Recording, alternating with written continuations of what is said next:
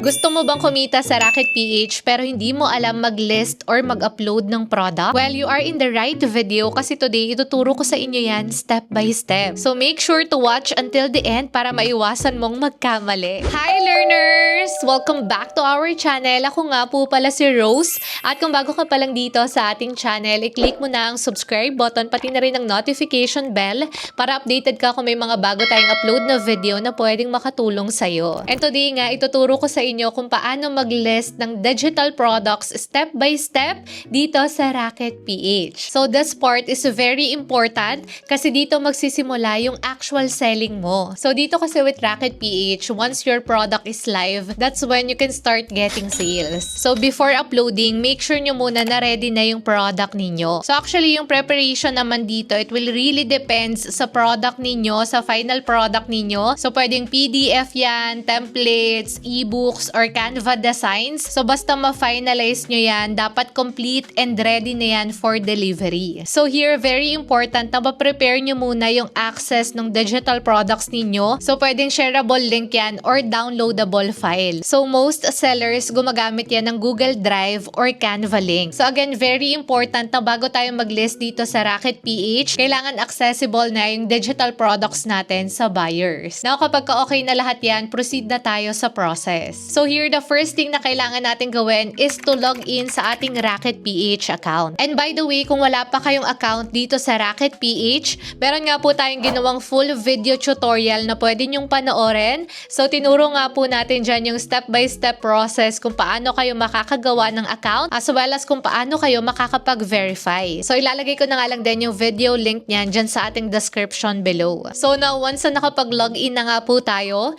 madaraw tayo dito sa kanilang main dashboard. So here to start, tap nga lang natin itong tatlong line na nasa upper right. So select nga lang po natin yan. And then after that, punta tayo dito sa Rocketeer dashboard. And then here, learners, punta tayo dito under ng products. So again, dito para makapag-list tayo ng product natin, kailangan meron muna tayong available listing credits. And para makakuha kayo niyan, meron tayong ginawang separate full tutorial kung paano. So ilalagay ko na nga lang din yung video link niyan dyan sa ating description below. So now, once na meron na nga po tayong listing credits, itatap na nga po natin yung add new product. And then after that here, select natin itong start from scratch. And then ayan, so dito nga po natin isi-set up yung listing natin. So here, mag-a-add na nga tayo ng product details such as name, description, featured photos, and yung access ng digital products natin. So dito learners, isa sa mga ginagawa ko is gumagamit ako ng ChatGPT para mas ma-maximize ko yung mga SEOs na tinatawag. So yun kasi yung mga keywords na madalas sinesearch ng buyers dito sa Rocket PH. So nagko-command ako kay ChatGPT ng mga pwede kong gamitin para sa product description ko dito sa listing ko sa Rocket PH. So para makatulong din sa inyo, ilalagay ko nga po yung prompt na ginagamit ko dyan sa ating screen. So pwede nyong i-screenshot yan and pwede nyo rin gamitin para sa listing nyo dito sa inyong Rocket PH account. So dito learners, remember lang sa paggawa natin ng product title, make sure na clear yan and searchable. And for the product description naman,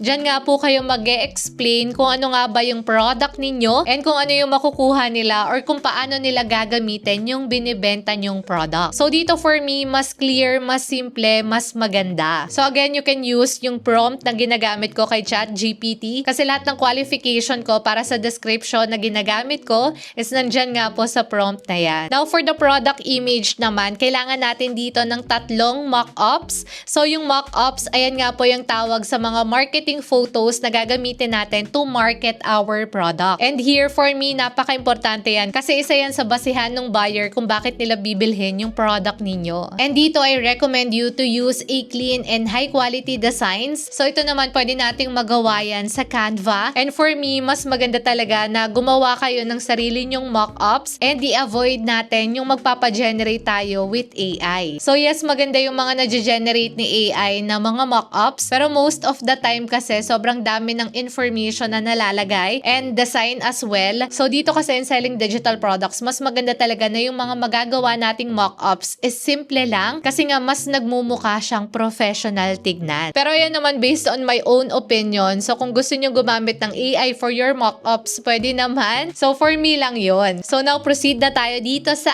assets, which is ito nga yung delivery delivery link or file natin. So dito na nga natin i-add yung product file natin. So kapag merong nag-purchase ng product ninyo, ito nga po yung marireceive nilang access. So dito naman ang maganda, pwede tayong maglagay ng direct URL. So kung ang binibenta nyo is yung mga Canva template, pwede nating ilagay dito yung template link. And kung naka-PDF naman, pwede nating i-upload yung file dito. Now after that, dito na tayo sa pagsiset ng price natin. So here naman in pricing our digital products, actually it will really depend sa inyo. So pwede kayong maglagay dyan ng presyo na gusto ninyo, depende sa tingin yung value ng product ninyo. So here lang with Rocket PH, ang minimum is 100 pesos. So pwede kayong mag-compare with the market or pwede kayong mag-mark up pa dun sa mga nakikita nyo na listed dito sa Rocket PH. Now kapag completed na nga po yung details na nalagay ninyo, pwede na natin yung i-save and publish. And dito with Rocket PH, kailangan nga po muna nilang i-review yung product listing ninyo bago nga po yan ma-post publicly sa store ninyo. So if you want to know naman kung paano nyo i-market yung product nyo once listed na dito sa Rocket PH, pwede nyo nga pong panoorin yung next video. And ayun learners, hope you like this video and please share this video para marami pa tayong matulungan online. And ayun, so goodbye for now. See you on our next video.